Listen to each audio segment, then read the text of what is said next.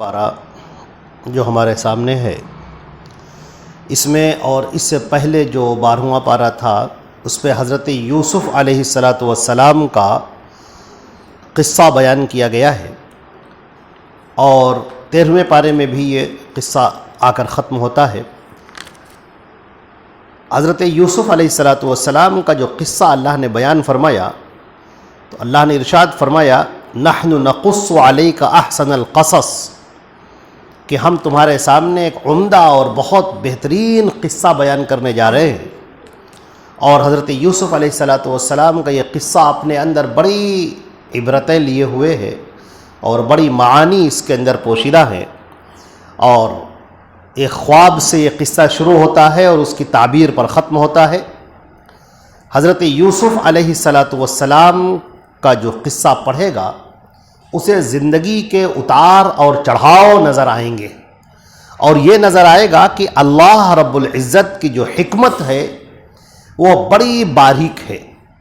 اور انسان بسا اوقات سامنے کی چیزوں کو دیکھتا ہے اور گھبرا جاتا ہے، جبکہ قدرت نے اس کی آنکھوں کو ٹھنڈا کرنے کا بڑا انتظام کر رکھا ہے۔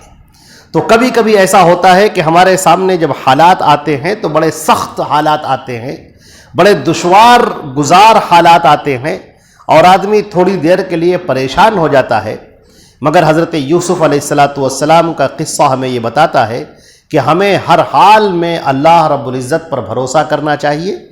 اور کسی حال میں بھی اللہ کی رحمت سے مایوس نہیں ہونا چاہیے۔ اور بسا اوقات جو پریشانیاں اور دقتیں آتی ہیں وہ اس لیے آتی ہیں تاکہ ہم آئندہ کے لیے تیار ہو سکیں بڑے عمدہ زندگی بسر کرنے کو اور بہت اچھا انجام اپنی آنکھوں سے دیکھنے کو۔ چنانچہ یوسف علیہ السلام کو ان کے بھائیوں نے کنویں میں ڈال دیا، اور اپنے لحاظ سے انہوں نے یوسف علیہ السلام کی زندگی ختم کر دی، لیکن وہیں سے حضرت یوسف علیہ السلام کی ایسی زندگی شروع ہوتی ہے جو قابل رشک ہے۔ وہ وہاں سے نکلتے ہیں، مصر کے بازار میں بیچے جاتے ہیں، اور اس کے بعد پھر جیل میں انہیں ڈالا جاتا ہے، اور اس کے بعد دیکھیے یہ کیسے حالات کروٹ لیتے ہیں، اور دھیرے دھیرے وہ مصر کی تخت پر بیٹھتے ہیں، بادشاہ بنتے ہیں، سارے امور کے انتظام ان کے ہاتھوں میں ہوتے ہیں۔ اللہ رب العزت نے کیسے حالات کو تبدیل کر دیا، اللہ کی حکمتیں اللہ تعالیٰ جانتا ہے اور ہم نہیں جانتے ہیں، لہٰذا ہمیں کسی بھی حال میں مایوس نہیں ہونا چاہیے۔ یعقوب علیہ السلام جن کا بیٹا حضرت یوسف علیہ السلام گم ہو گئے، اور وہ پریشان روتے رہے، یہاں تک کہ ان کی آنکھیں، ان کی بینائی چلی گئی، نابینا ہو گئے وہ، لیکن اللہ کی رحمت سے وہ بھی مایوس نہیں ہوتے ہیں، اور انہیں معلوم ہے کہ نہیں، اللہ رب العزت میرے بیٹے کو واپس لے کر آئے گا۔ بیٹا چلا گیا ہے، جگر کا ٹکڑا چلا گیا ہے، غم اتنا پڑا ہے، لیکن دعوت کا کام نہیں چھوڑا، نبوت کا جو کام ہے وہ نہیں چھوڑا، ہر حال میں اللہ کا شکر ادا کرتے رہے اور اس توحید کی دعوت کو پیش کرنے میں وہ لگے رہے، یہاں تک کہ حضرت یوسف علیہ السلام جب مصر کے تخت پر بیٹھتے ہیں اور ان کے بھائی ان کے سامنے آتے ہیں، ان کے ماں باپ وہ سب ان کو لے کر آتے ہیں ان کو، اور وہ سجدہ کرتے ہیں، اور یوسف علیہ السلام کہتے ہیں کہ یہ بچپن میں جو میں نے خواب دیکھا تھا کہ ستارے، چاند، سورج اور ستارے سب مجھے سجدہ کر رہے ہیں، تو یہ اسی کی تعبیر ہے۔ حضرت یوسف علیہ السلام نے اپنے بھائیوں کے لیے کہا لا تثریب علیکم اليوم، کہ آج تم پر کوئی ملامت کی بات نہیں ہے۔ یوسف علیہ السلام نے اپنے بھائیوں کو معاف کر دیا، جنہوں نے انہیں کنویں کے اندر ڈالا تھا، ان پر ظلم ڈھایا تھا، ستم ڈھایا تھا، لیکن یوسف علیہ السلام نے اپنے بھائیوں کو معاف کر دیا۔ اس سے ہمیں یہ پتہ چلتا ہے کہ ہم ہر وقت انتقامی کیفیت میں ہمیں نہیں ہونا چاہیے، ہم کو معاف کرنا سیکھنا چاہیے۔ بسا اوقات ہم اپنے گھروں میں رہتے ہیں، اپنے دوستوں کے درمیان رہتے ہیں، رشتہ داروں کے درمیان ہوتے ہیں، تو کبھی کھٹپٹ ہو جاتی ہے، کبھی لڑائی ہو جاتی ہے، کبھی ناچاقی ہو جاتی ہے، کبھی کسی کی بات کوئی بری لگ جاتی ہے، لیکن ہمیں معاف کرنا سیکھنا چاہیے۔ ہم معاف کر دیں، اسے بھول جائیں، اس سے زندگی خوشگوار بنتی ہے، اس سے زندگی بہتر اور شاندار بنتی ہے۔ یوسف علیہ السلام نے کہا اِنَّهُ مَن يَتَّقِ وَيَصْبِرْ فَإِنَّ اللَّهَ لَا يُضِيعُ أَجْرَ الْمُحْسِنِينَ، جو تقوی اختیار کرتا ہے، جو صبر کی راہ اختیار کرتا ہے، اللہ رب العزت کبھی بھی حسن عمل کرنے والوں کے عمل کو اللہ ضائع نہیں کرتا ہے۔ لہٰذا دو چیزیں، ایک ہے تقوی، ایک ہے صبر۔ حالات کتنے بھی سنگین ہو جائیں، کتنی بھی مصیبتیں تم کو چاروں طرف سے گھیر لے، کتنی ہی پریشانیاں تمہارے اوپر آ جائیں، لیکن دو چیزیں لازم پکڑو۔ نمبر ایک اللہ کا تقوی، نیک بننا، اپنے آپ کو نیک بنانا، برائیوں میں نہ ڈالنا، اور دوسری چیز صبر کرنا۔ فوراً رزلٹ نہیں، صبر کرو، انجام بہتر ہوگا، انجام شاندار ہوگا، انجام نہایت عمدہ ہوگا، خوشگوار ہوگا، لیکن صبر کرو، صبر سے کام لو۔ حضرت یوسف علیہ السلام کا یہ قصہ ہمیں یہ تعلیم دیتا ہے۔ اس کے آگے سورہ رعد ہے، اسی 13ویں پارے میں، اس کی آیت نمبر 26 ہے۔ اللہ رب العزت نے ارشاد فرمایا، اللہ یبسط الرزق لمن یشاء ویقدر،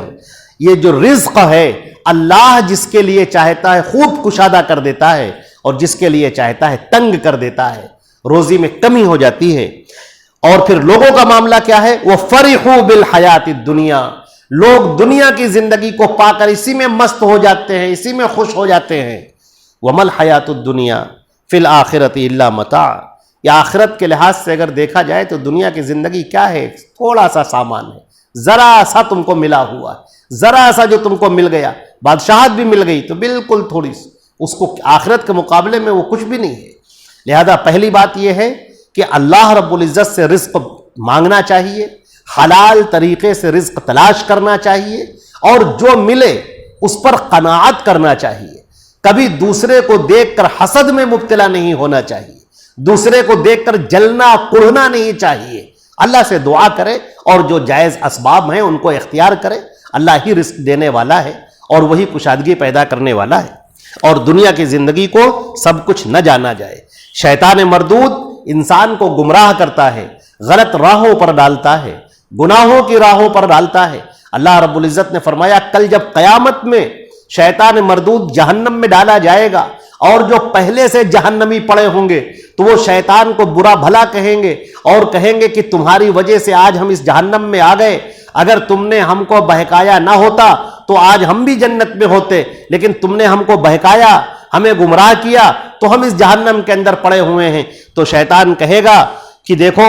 فلا تلومونی ولوموا انفسکم، مجھے برا بھلا مت کہو، اپنے آپ کو برا بھلا کہو، میں نے تو تم سے کچھ باتیں کہی تھی، تم نے مان لیا۔ شیطان صرف راہ دکھاتا ہے، لیکن عمل کرنا نہ کرنا یہ آپ کا کام ہوتا ہے۔ آپ ہمیشہ قرآن اور سنت کی سننا چاہیے، اللہ کے رسول نے کیا کہا ہے ان کی باتوں کو سن کر عمل کرنا چاہیے، اور شیطان کے بتائے ہوئے راستے پر ہرگز نہیں چلنا چاہیے۔ یہ جو بات کہی ہے یہ سورہ ابراہیم کی آیت نمبر 22 میں ہے کہ اور شیطان یہ کہے گا جب معاملے کا سب فیصلہ کر دیا جائے گا کہ دیکھو اللہ نے تم سے جو وعدہ کیا تھا وہ پکا برحق وعدہ کیا تھا، اور میں نے بھی تم سے کہا تھا لیکن میں نے تم سے جھوٹ بولا، میں نے وعدے خلافی کی، اور میرا تمہارے اوپر کوئی زور تھوڑی تھا، بس الا ان دعوتکم، میں نے تم کو دعوت دی تھی کہ تم ایسا کرو، یہ جرم کرو، یہ گناہ کرو، میں نے تم کو یہ دعوت دی تھی، فاستجبتم لی، تو تم نے میری بات مان لی۔ فلا تلومونی ولوموا انفسکم، مجھے برا بھلا مت کہو، اپنے آپ کو برا بھلا کہو۔ ما انا بمصرخکم، میں تمہاری کوئی فریاد رسی نہیں کر سکتا، اور تم میری کوئی داد رسی نہیں کر سکتے، مجھے تم بچا نہیں سکتے۔ تو یاد رکھو کہ اللہ رب العزت کی باتیں جو شخص مانتا ہے، اللہ اور رسول کی جو بات مانتا ہے وہی کامیاب ہوگا، اس دنیا میں بھی اور مرنے کے بعد بھی۔ اور اگر ہم شیطان مردود کی باتیں مانتے رہے اور گناہوں میں پڑے رہے تو یہ زندگی بہتر نہ ہوگی، اور باعث شرمندگی ہوگی، باعث حسرت ہوگی۔ اللہ رب العزت ہم کو اور آپ کو عمل کرنے کی توفیق عطا فرمائے۔ والسلام علیکم ورحمۃ اللہ وبرکاتہ۔